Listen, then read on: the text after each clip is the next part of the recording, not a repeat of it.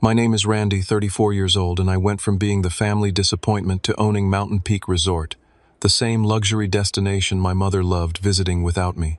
For years, she laughed at my freelance web development career, calling it a hobby, while excluding me from every family vacation.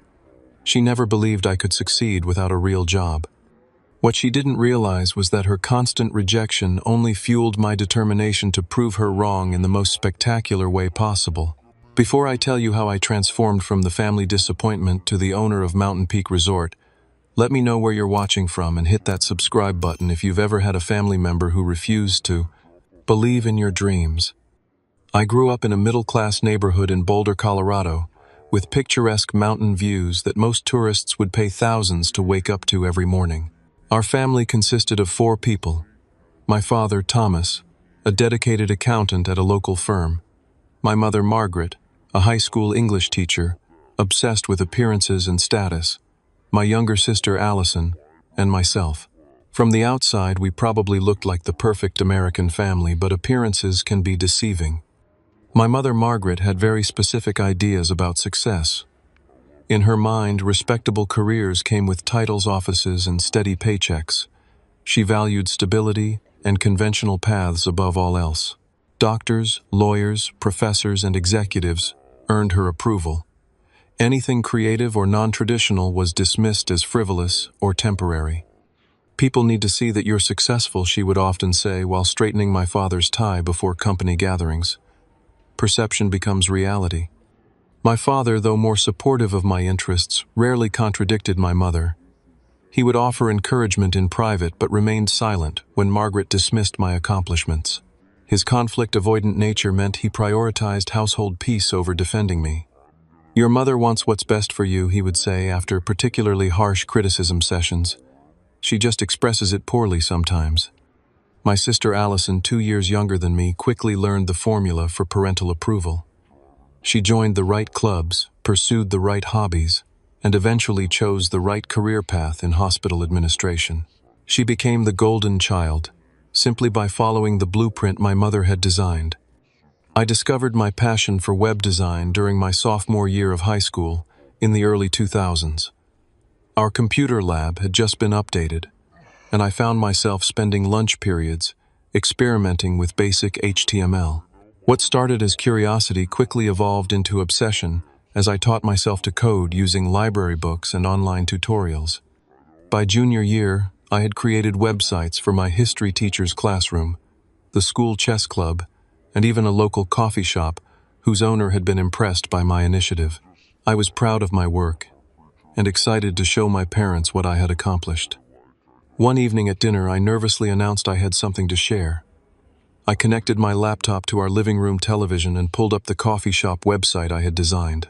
I explained how I had incorporated their branding, created an online ordering system, and even helped increase their weekend traffic by 20%. My father nodded appreciatively. "That's impressive, son. You put a lot of work into this." My mother's reaction was less enthusiastic. She glanced at the screen, then returned to her meal. "That's nice that you've found a hobby, Randy, but computers are for playing games, not making a living. You should focus more on your real subjects." The dismissal stung, but I was fortunate to have Mr. Peterson, my computer science teacher, who saw potential in my work. He stayed after school to teach me advanced techniques and encouraged me to consider technology as a career. "The internet isn't going anywhere, Randy," he told me. "People who know how to build it will always have work." Our family had a tradition of annual vacations to Mountain Peak Resort, a beautiful property nestled in the Rocky Mountains about 2 hours from our home. These trips were sacred to my mother, who saved all year and planned every detail meticulously. For 1 week each summer, we would stay in a rustic, luxurious cabin, hike scenic trails, swim in the pristine lake, and pretend we belonged among the wealthy families who frequented the resort. These vacations represented some of my happier childhood memories, times when even my mother seemed to relax her rigid expectations. I remember fishing with my father, making s'mores with Allison, and even occasionally seeing my mother laugh genuinely as we played board games in the evening. The resort symbolized a version of our family that could have been one where acceptance wasn't conditional. Despite my mother's lack of support, My passion for web development continued to grow. I spent weekends building sites for imaginary businesses and summers learning new programming languages. While friends focused on sports or video games, I was teaching myself PHP and JavaScript, fascinated by the endless possibilities of the digital world. The contrasting treatment between my sister and me became increasingly apparent at family gatherings. During my junior year, a typical dinner scene played out that perfectly illustrated the dynamic. Allison got accepted to the state governor's leadership program my mother announced proudly to my grandparents who were visiting. Only 20 students in the state were selected. Everyone at the table offered congratulations while Allison beamed. I was genuinely happy for my sister who had worked hard for the opportunity. Randy made the honor roll too, my father added, trying to include me in the celebration. Yes, and he also designed a website for Mrs. Garcia's Spanish class, my grandfather said, having taken an interest in my digital projects. My mother's smile tightened. Well, everyone needs hobbies. Speaking of real achievements, did I mention Allison is considering pre-med programs? The conversation quickly returned to Allison's accomplishments, while my web design work was relegated to the status of an amusing pastime unworthy of serious discussion. This pattern would repeat itself countless times throughout my adolescence, shaping my understanding of my place within our family hierarchy. By the time I graduated high school, I had built a small portfolio of websites and a large reservoir of determination to prove my mother wrong. Little did I know how dramatically our relationship would deteriorate, or how sweetly satisfying my eventual revenge would be. When college acceptance letters arrived during my senior year of high school, I had several options to consider.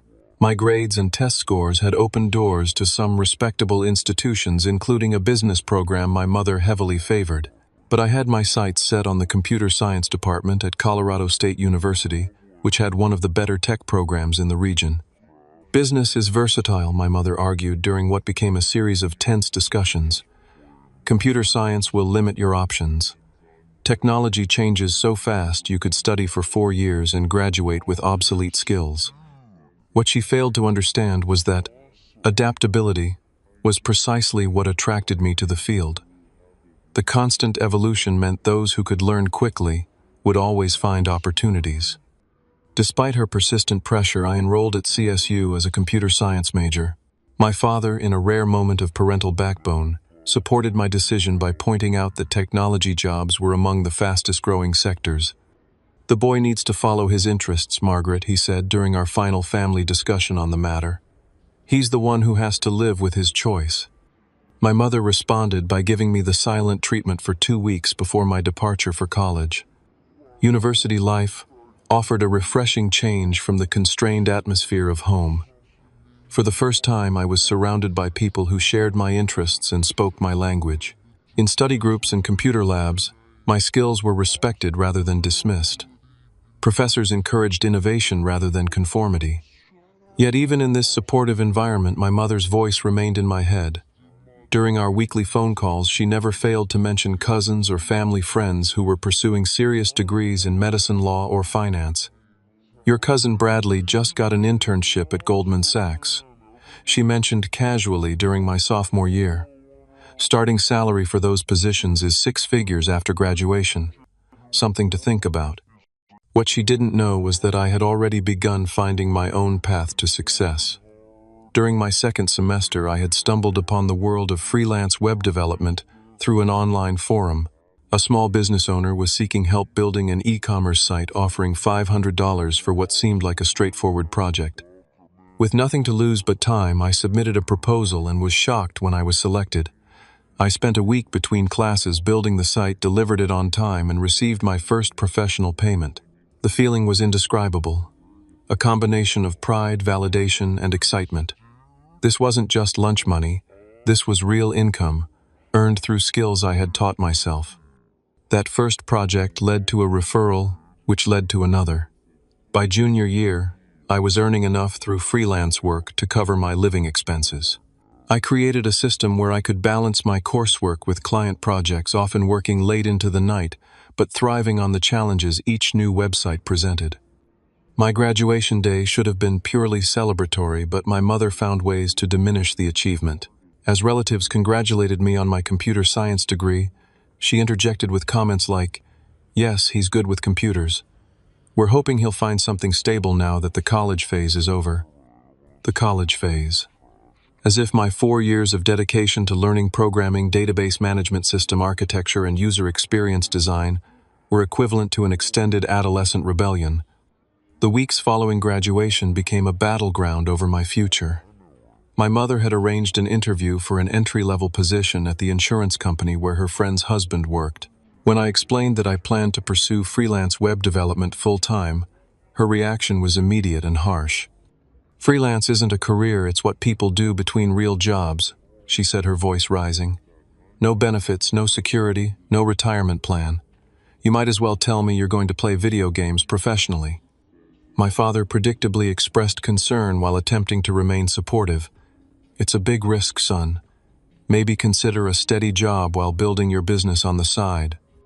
Allison now, in her 3rd year of college, and firmly established as the family success story, offered her own brand of backhanded encouragement. "You've always been good with computer stuff.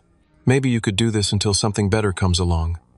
Their collective lack of faith was disheartening, but not surprising.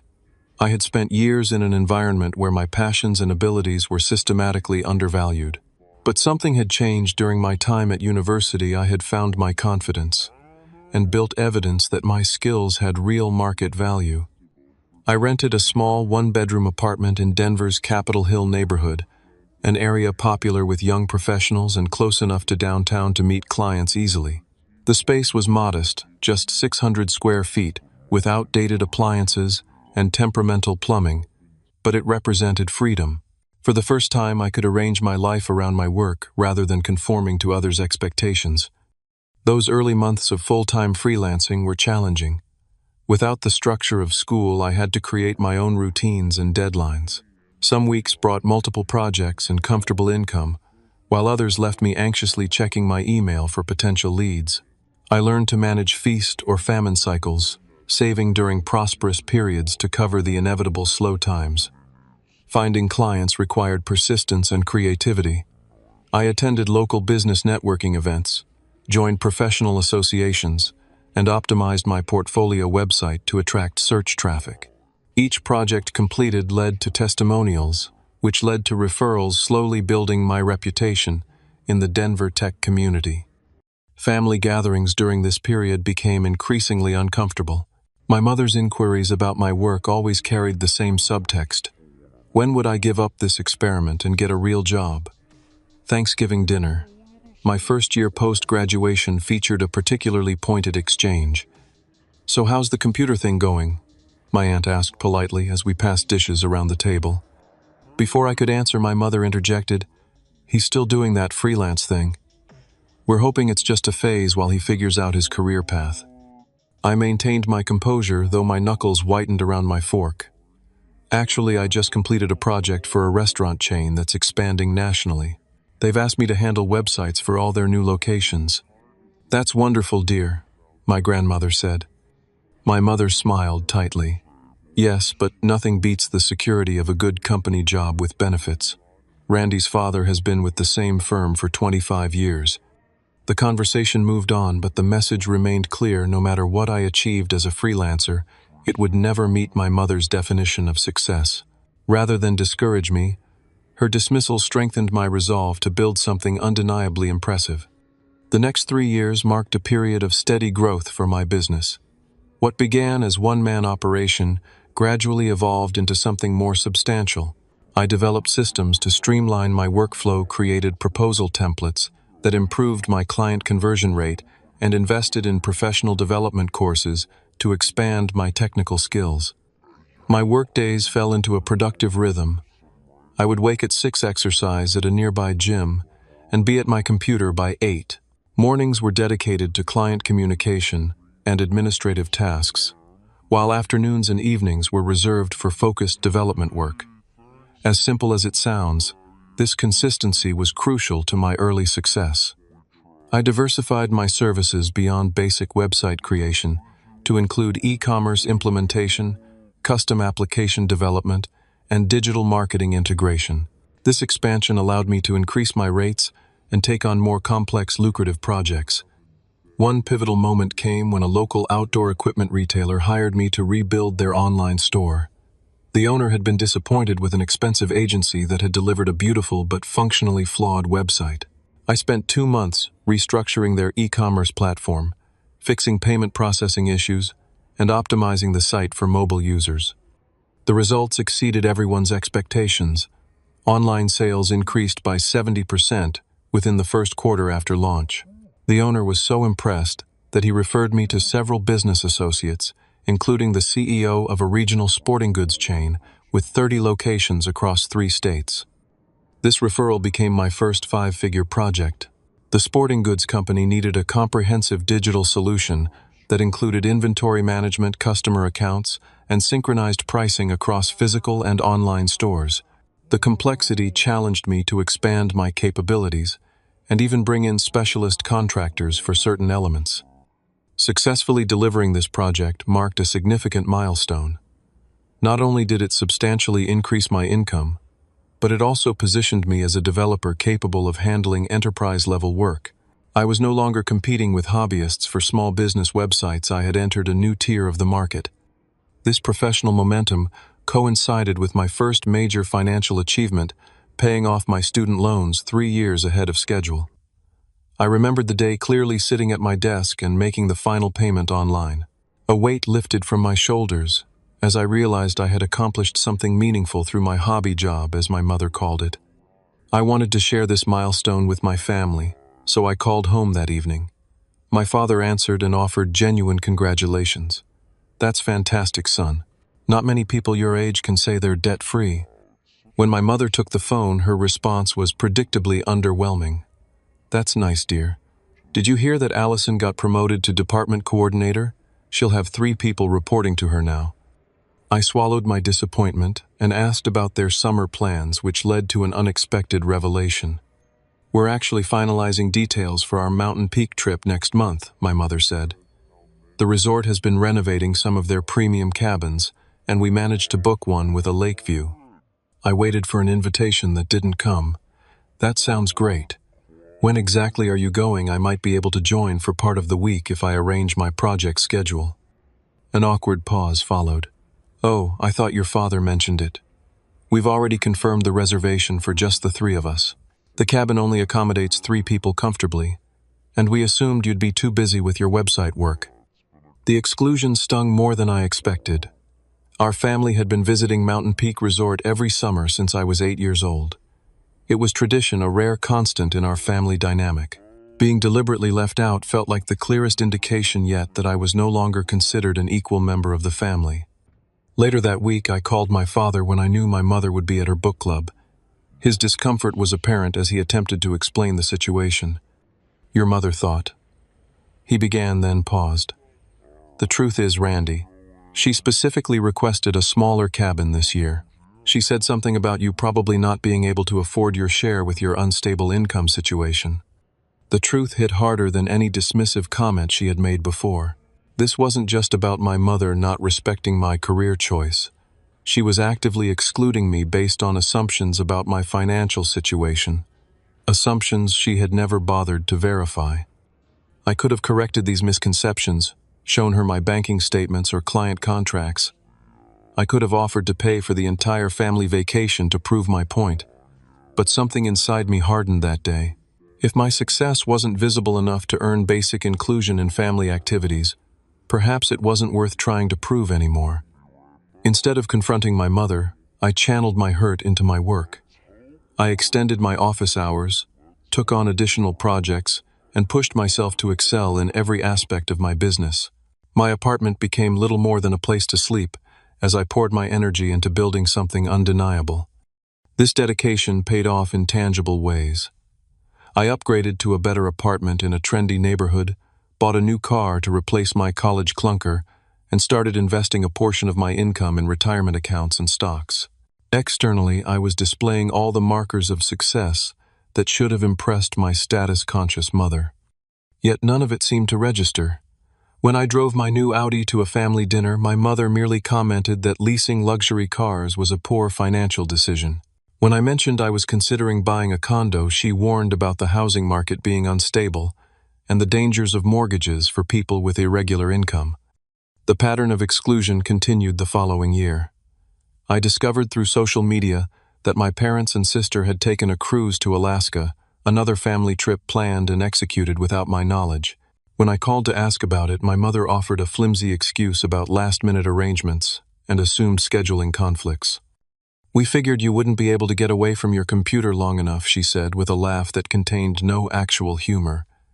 "You know how clients are with their urgent website emergencies." By the third year of this treatment, the annual Mountain Peak Resort vacation happened without even the pretense of considering my inclusion.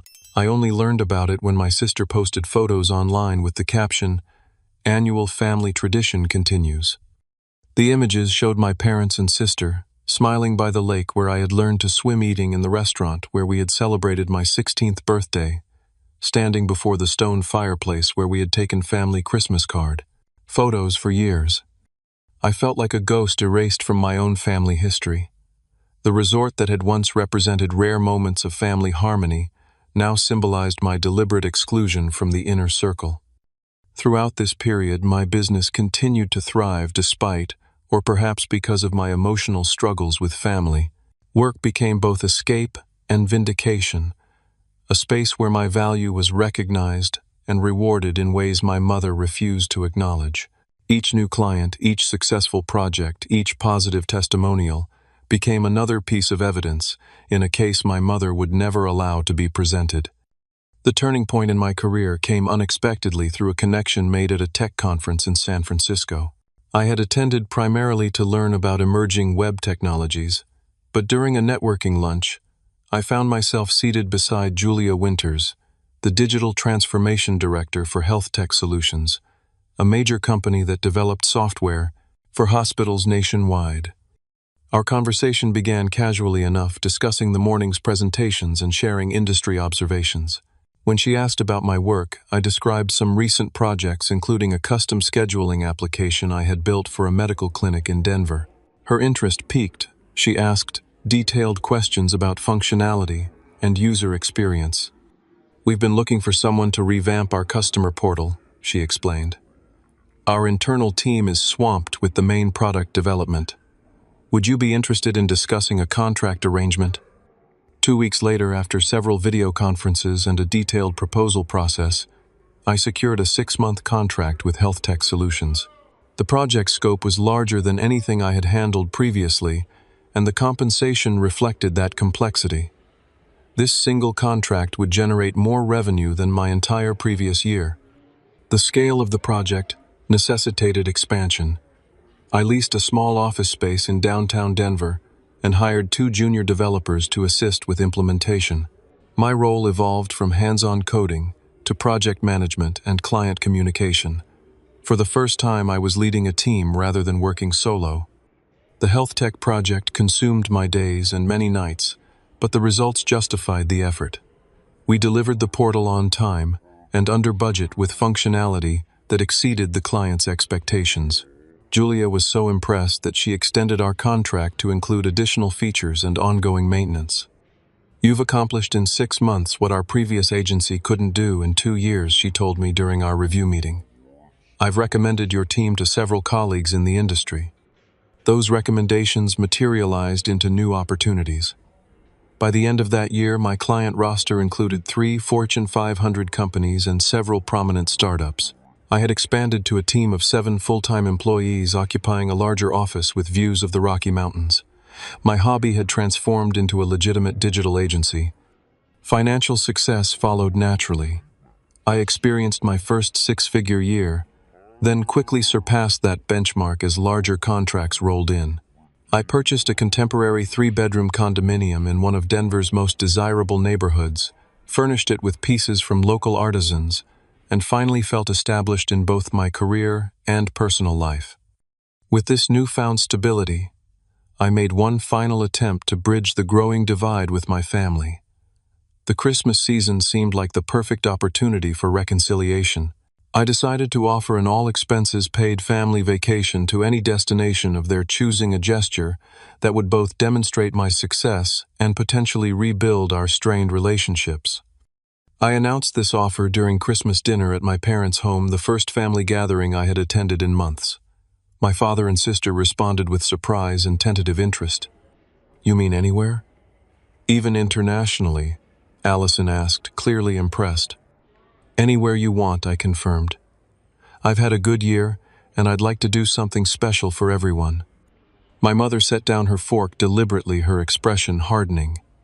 "And where exactly is this money coming from? Those internet projects of yours?" "Yes, Mother. My business has been extremely successful. I have major corporate clients now, and a team of 7 employees." She laughed, a sharp sound devoid of warmth. "So you're spending your internet money before you even have it. That's not how responsible adults plan family vacations." "Margaret," my father interjected, "I think Randy is being generous. We should at least consider." "We don't need charity from someone who refuses to get a proper job," she cut him off. "When the tech bubble bursts again, don't come looking for help. We've managed our vacations just fine without your internet money." The table fell silent. Even Allison, typically aligned with our mother, looked uncomfortable with the harshness of the response. I maintained my composure, finished my meal in silence, and left shortly after, declining dessert with the excuse of an early morning meeting. That evening marked a turning point in my relationship with my family. My mother's rejection of my offer in front of everyone demonstrated that no level of success would ever be sufficient to earn her respect.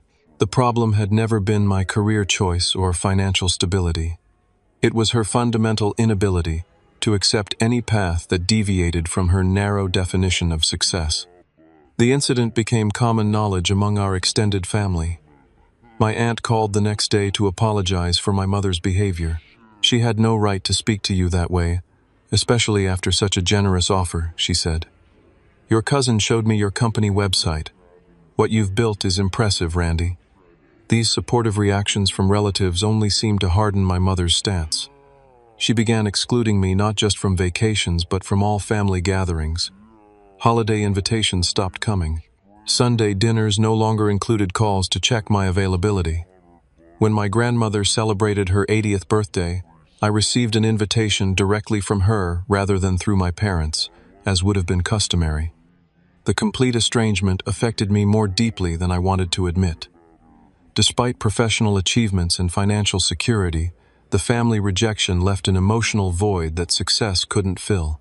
I found myself working increasingly long hours, pouring energy into my business to avoid confronting feelings of abandonment and unworthiness. A friend eventually convinced me to try therapy. My initial reluctance gave way as I recognized patterns of behavior that were affecting both my personal and professional relationships. Weekly sessions with Dr. Karen Lewis helped me process the family dynamics that had shaped my self-perception and develop healthier responses to criticism and rejection. "Your mother's inability to validate your choices says more about her limitations than your worth," Dr. Lewis observed during one particularly insightful session. "You've built an impressive life and career by trusting your instincts despite constant undermining. That demonstrates remarkable resilience." As I worked through these emotional challenges, I gradually built a support network of genuine friends and colleagues who appreciated me for who I was, rather than how closely I adhered to prescribed expectations.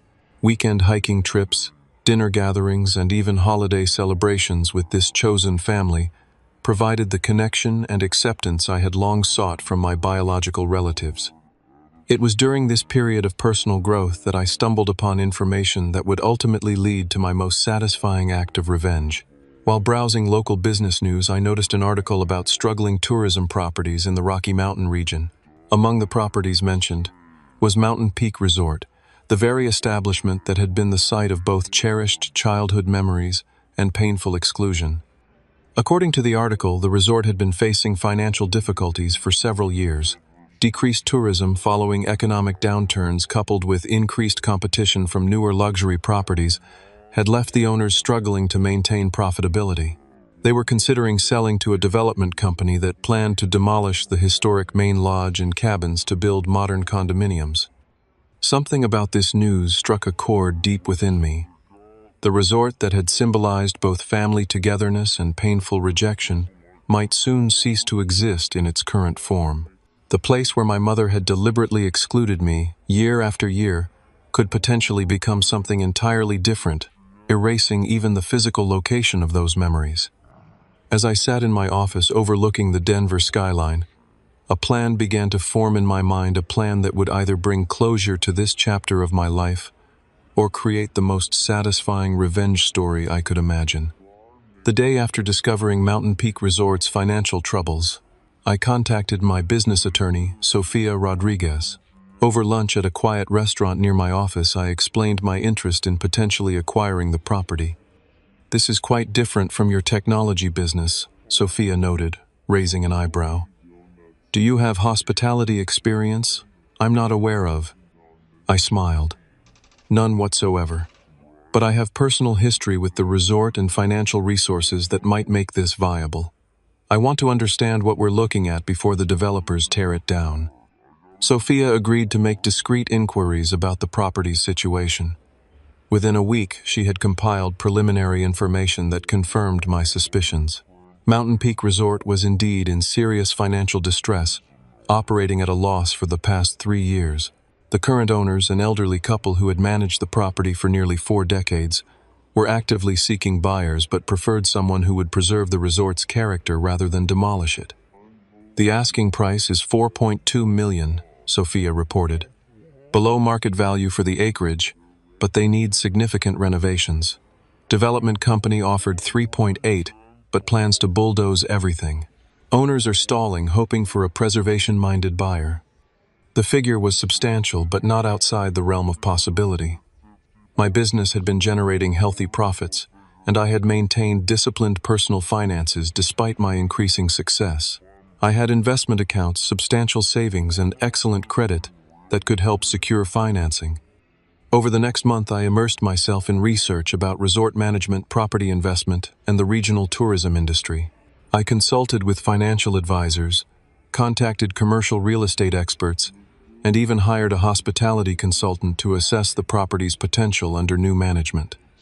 James Parker, the hospitality consultant, provided valuable insights after his site visit. "The bones of this place are excellent," he reported. "Prime location, historic charm, beautiful natural setting. The issues are mainly deferred maintenance and outdated amenities. With proper investment and modern marketing, this could be extremely profitable again." Armed with this information, I arranged a meeting with the owners, Harold and Eleanor Wilson. We met in the main lodge on a quiet Tuesday morning in early spring. The elderly couple seemed surprised by my age, but warmed quickly as I shared memories of visiting their resort throughout my childhood. "This place was magical to me growing up," I told them honestly. "Those summers by the lake, hiking the forest trails, evenings by the stone fireplace, they shaped my idea of what family vacations should be." Eleanor smiled warmly. "That's exactly what we've tried to create here for 40 years. Not just accommodations, but experiences that become treasured memories." I outlined my vision for preserving the resort's character while modernizing amenities and expanding marketing efforts. "I don't want to change what makes this place special. I want to ensure it continues for new generations of families." The conversation turned to business details. Their asking price was firm, but they offered flexible terms if it meant finding a buyer committed to the property's legacy. After several hours of discussion, we agreed to continue negotiations with our respective legal representatives. The acquisition process was complex and occasionally frustrating.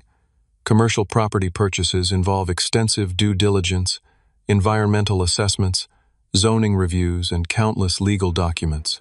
My regular business operations required attention simultaneously, creating weeks of 12-hour workdays and stress-filled evenings. Financing proved less challenging than anticipated. My business credit was excellent, and several banks competed for the commercial loan opportunity. My personal contribution would come from investment accounts and business profits representing about 30% of the purchase price. During the negotiation period, I assembled a management team to handle resort operations. I hired an experienced hotel manager who had worked with boutique properties in Aspen and Vail. I recruited a marketing director with a background in luxury travel promotion. I contracted with a renowned local chef to revitalize the restaurant offerings. Each team member shared my vision for honoring the resort's history while enhancing its appeal to contemporary travelers. 3 months after our initial meeting, I sat across from Harold and Eleanor Wilson in their attorney's office, signing the final paperwork to transfer ownership of Mountain Peak Resort.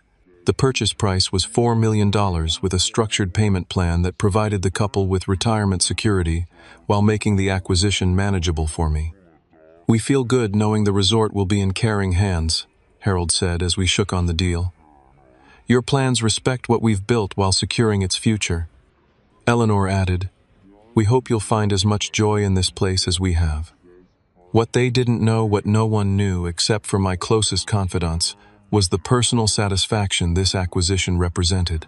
Beyond business opportunity and preservation, this purchase was the ultimate response to years of exclusion and dismissal. The transaction closed without publicity. I instructed my team to maintain normal operations while we developed renovation plans and marketing strategies. Existing reservations would be honored, and current staff retained with improved benefits. The transition would be gradual and carefully managed to minimize disruption to guests. Over the next 2 months, we implemented the first phase of improvements. Guest cabins received updated bathrooms and new mattresses. The main lodge underwent subtle modernization that preserved its rustic charm while adding contemporary comforts. The restaurant menu was revitalized with locally sourced ingredients and regional specialties. The website and booking system were completely rebuilt naturally, using my agency's expertise. Throughout this period, I deliberately kept my ownership private. Staff were instructed to refer to the new ownership group rather than me specifically. This discretion served two purposes, allowing me to establish operational changes without the distraction of personal connections and preserving the element of surprise for the moment I knew would eventually arrive. That moment was approaching faster than I anticipated. While reviewing upcoming reservations, I noticed a familiar name, Margaret Wheeler. My mother had booked the family's annual week at the resort. The reservation was for their traditional time frame in late July, requesting their usual lakeside cabin for 3 people. The reservation had been flagged by the system due to the cabin in question being scheduled for renovation during that period.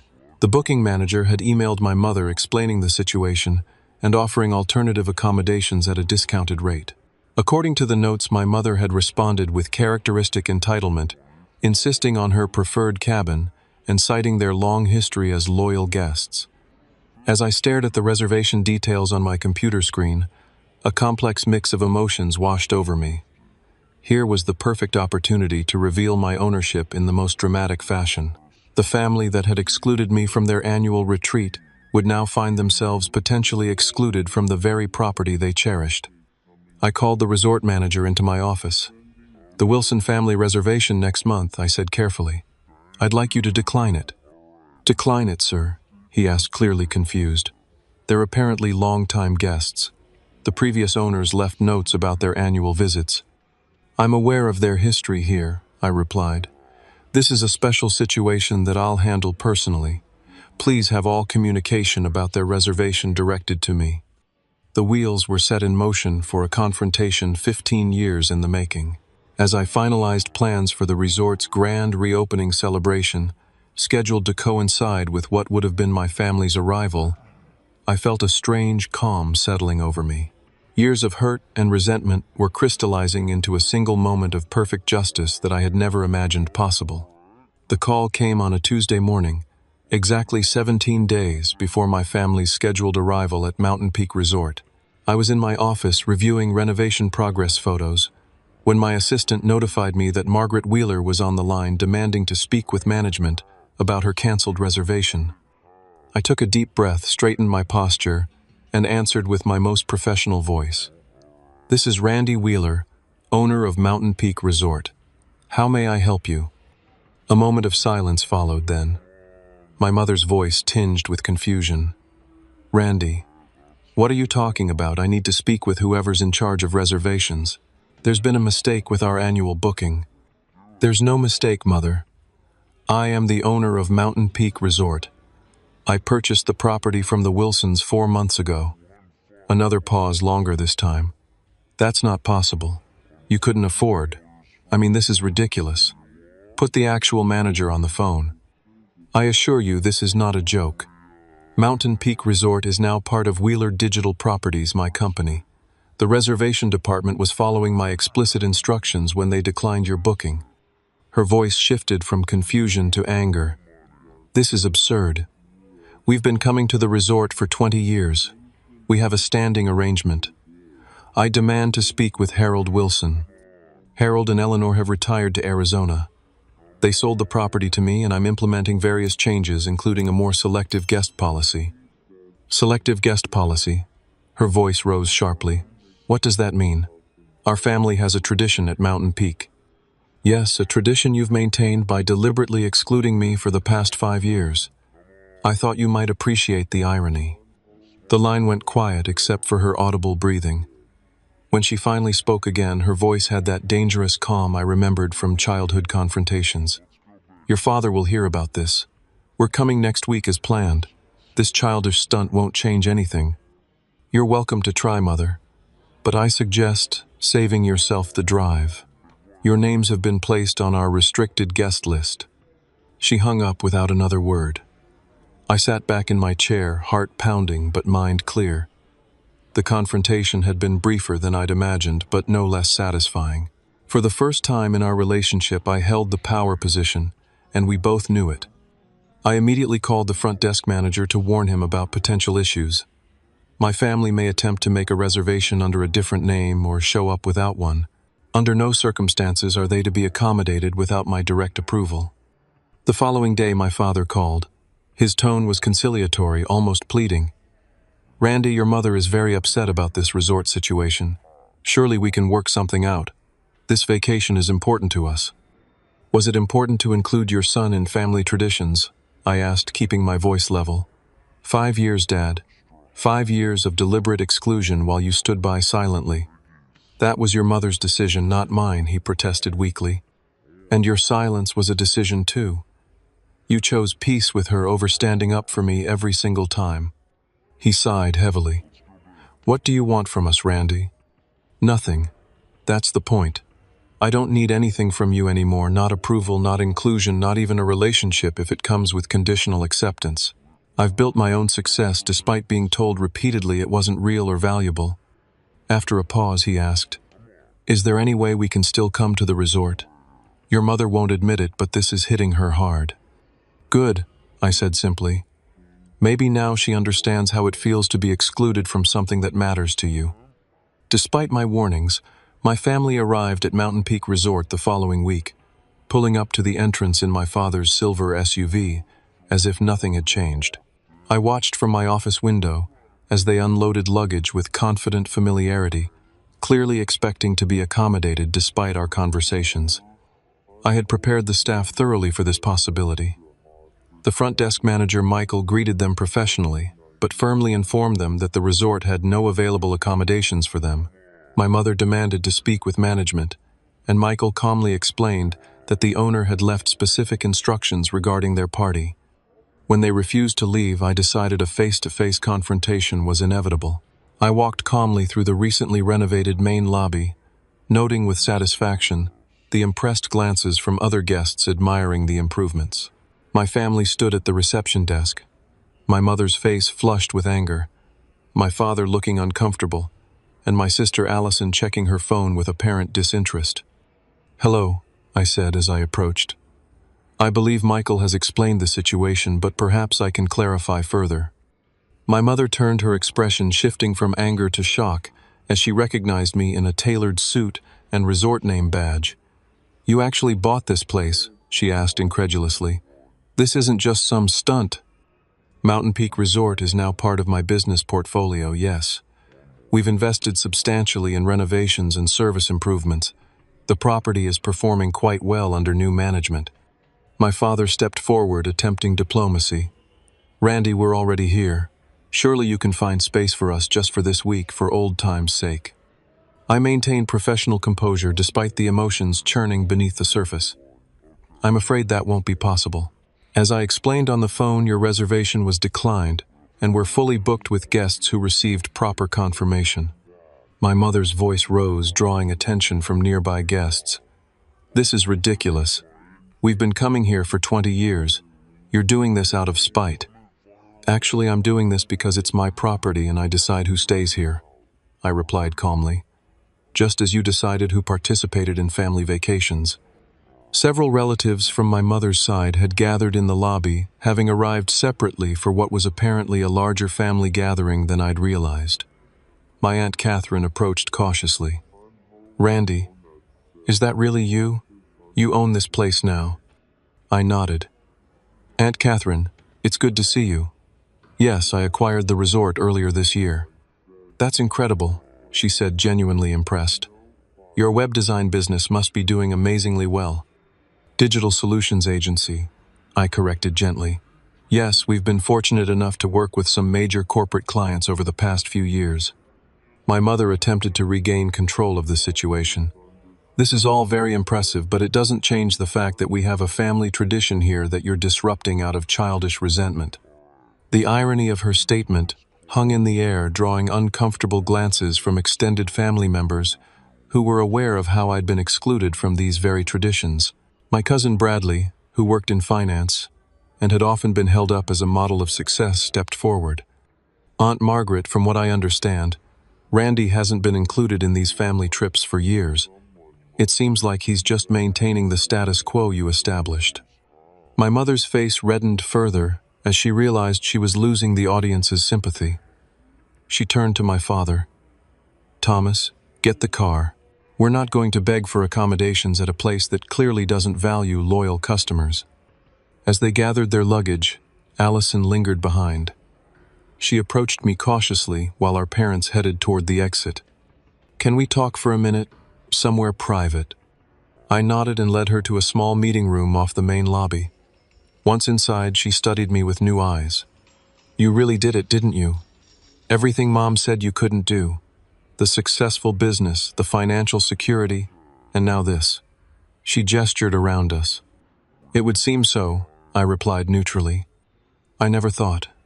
She started, then paused. I always believed Mom when she said freelancing wasn't a real career. I thought you were struggling all this time. That was a convenient narrative for everyone. It justified excluding me while preserving the family's self-image. She looked down, genuinely embarrassed. She was wrong about you. We all were. The way you were treated, especially these last few years, it wasn't right. This admission, the first acknowledgement from any family member of the unfairness I'd endured, cracked something open inside me. Not enough for instant forgiveness, but enough to consider the possibility of a different relationship with my sister moving forward. Thank you for saying that, I said simply. Would it be okay if I stayed? She asked hesitantly. Not for the whole week, maybe just tonight. I'd like to hear more about your business, how you built all this. If that's okay. The request surprised me, but after a moment's consideration, I nodded. We have a single room available in the East Wing. I'll have Michael arrange it for you. As she left to inform our parents of her decision, I watched through the window as my mother and father loaded their luggage back into the SUV. My mother's rigid posture and sharp movements conveyed her fury, while my father's slumped shoulders suggested resignation. They drove away from the resort without Allison. The family unit fractured in a way that mirrored how they had fractured it years ago by excluding me. That evening, I joined Allison for dinner in the resort's renovated restaurant. Over locally sourced trout and Colorado wines, we began the careful process of rebuilding a sibling relationship that had been sacrificed to our mother's rigid expectations. She asked genuine questions about my business journey, expressing admiration for what I'd accomplished without the support system she had always taken for granted. I never realized how much harder you had to work for everything, she admitted. Mom made it so easy for me to follow her approved path that I never questioned whether it was right for you too. We were both doing what we thought we had to, I replied. You adapted to her expectations, I defied them. Neither approach was wrong, just different responses to the same controlling environment. By the end of dinner, something had shifted between us.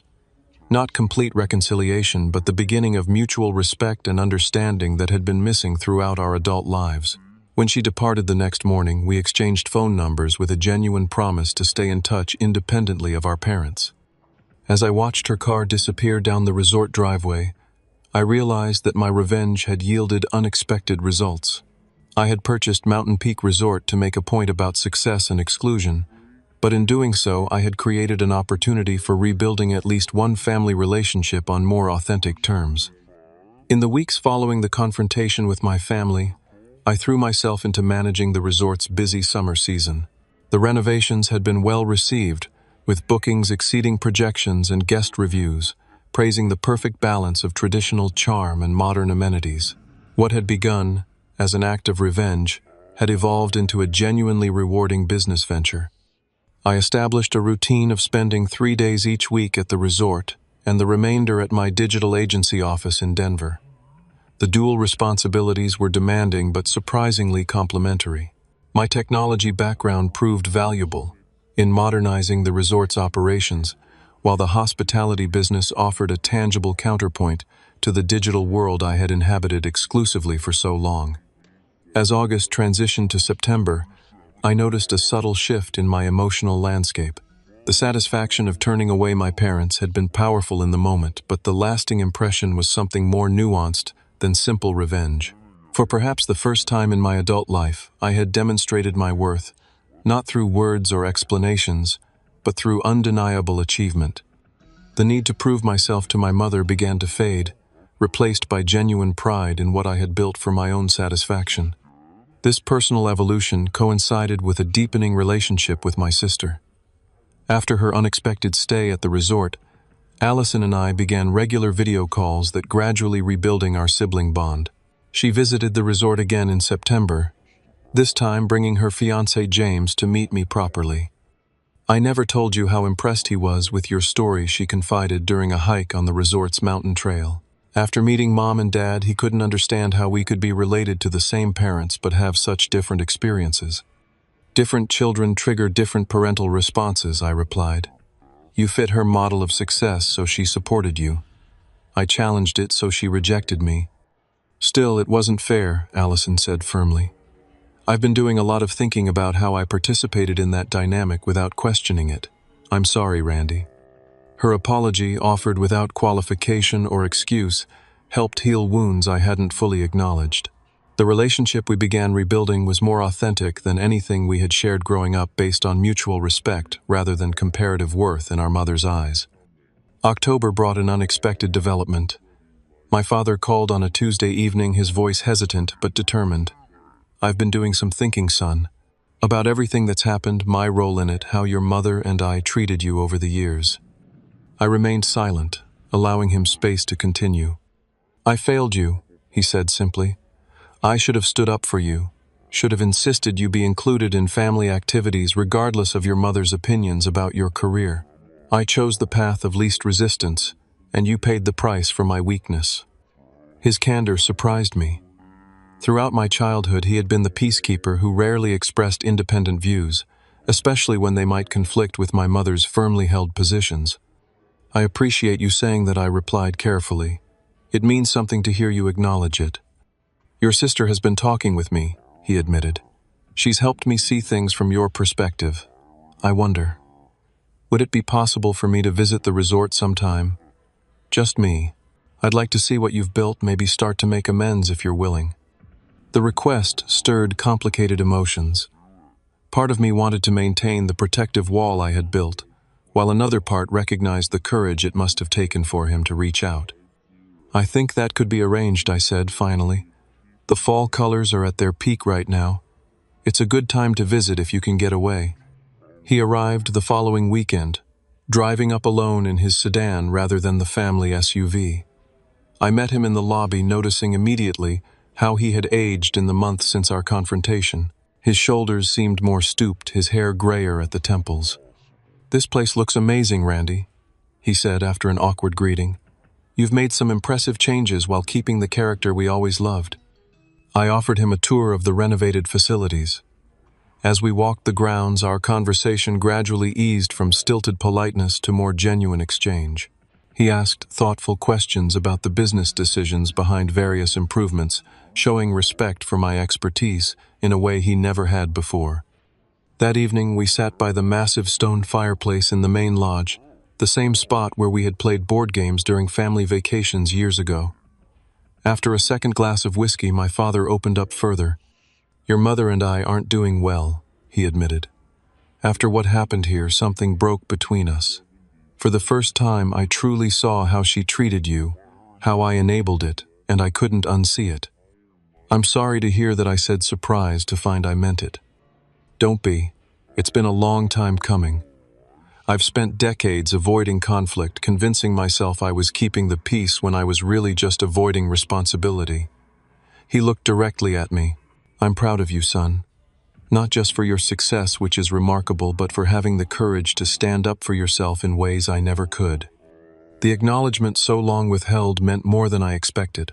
We talked late into the night, not solving everything, but establishing a foundation for a new kind of father-son relationship, one between adults with mutual respect, rather than the conditional parent-child dynamic of the past. When he left the following morning, we agreed to regular communication independent of my mother. He would need to navigate his own relationship with her, but our connection would no longer be contingent on her approval or participation. The holidays approached, bringing traditional challenges for fractured families. I decided to host a Thanksgiving gathering at the resort for friends and chosen family. My sister and her fiancé attended, as did my father, who drove up separately from my mother. We were joined by close friends from Denver, business associates who had become personal confidants, and staff members who had nowhere else to celebrate. The meal, served in the resort's private dining room, overlooking the lake, became a celebration of authentic connection. Laughter filled the space as we shared stories and expressed genuine gratitude for the relationships we had built by choice rather than obligation. The contrast with tense family holidays of the past couldn't have been more striking. As winter settled over the mountains, bringing the first significant snowfall, I received an unexpected email from my mother. The subject line read simply, "Conversation," and the message was uncharacteristically brief. "I would like to meet to discuss recent events. Please suggest a time and place convenient for you." My initial impulse was to ignore the message or decline the invitation. The wounds were still fresh, and I harbored no illusions about a dramatic change in her perspective. After careful consideration, however, I replied, suggesting a coffee shop in Denver, neutral territory for a conversation that was long overdue. We met on a Wednesday afternoon in December. My mother arrived precisely on time, dressed immaculately. As always, her expression carefully composed. After ordering drinks, we sat at a corner table, away from other customers. "You look well," she began awkwardly. "The resort business seems to agree with you." "It's been surprisingly fulfilling," I replied. "Different challenges from technology work, but complementary in many ways." She nodded stiffly, then came directly to her point. "Your father and sister seem to think I owe you an apology for various things over the years. They've been quite insistent about it." I waited, saying nothing. "I still believe I wanted what was best for you," she continued. "A stable career, financial security, the things that build a respectable life. But I can acknowledge that perhaps I was inflexible in my vision of what that should look like." It wasn't exactly an apology, but coming from my mother, it represented a significant concession. I recognized the effort it must have cost her to admit even this much imperfection in her judgment. "I appreciate you saying that," I said carefully. "For what it's worth, I've achieved the stability and security you wanted for me, just through a different path than you envisioned." "So, it would seem," she conceded, "your father can't stop talking about the resort. He says you've made it even better than it was before." The conversation continued with careful civility. We didn't resolve decades of misunderstanding in a single coffee meeting, nor did I expect we would. What mattered was establishing a framework for potential future interaction that didn't require either complete estrangement or my total capitulation to her worldview. As winter gave way to spring, I found myself reflecting on the journey that had brought me to this point. What had begun as a quest for revenge had evolved into something more meaningful, a reclamation of personal power and the creation of new possibilities. The resort that once symbolized my exclusion now represented my ability to define success on my own terms. I hosted a special weekend for friends at Mountain Peak Resort as the first anniversary of my purchase approached. We gathered around a bonfire by the lake, sharing stories and toasting marshmallows under a blanket of stars. Looking around at these people who accepted me without conditions, I felt a profound sense of gratitude. "You know," said my friend Marcus, raising his glass, "when you first told me you were buying this place to stick it to your family, I thought you were making a business decision for all the wrong reasons. But look what you've created here."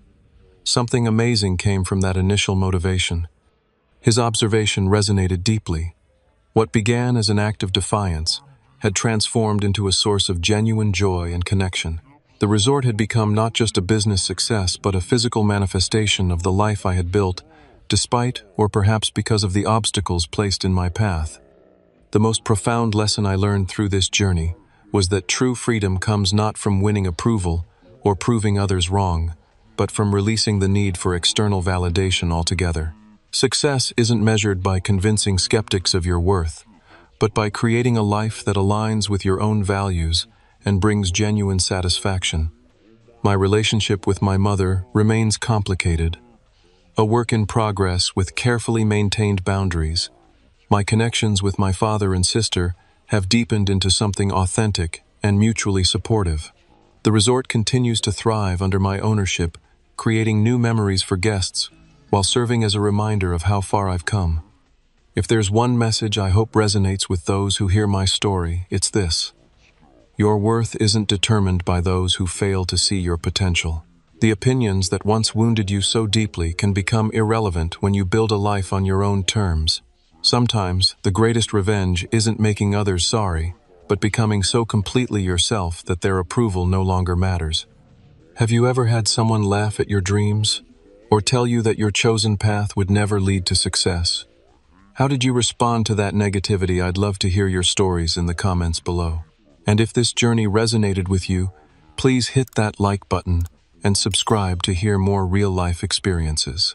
Remember, sometimes the best response to those who doubt you is to build something so magnificent they can't help but see what they missed. Thank you for listening, and remember, your path is valid even when others can't see where it leads.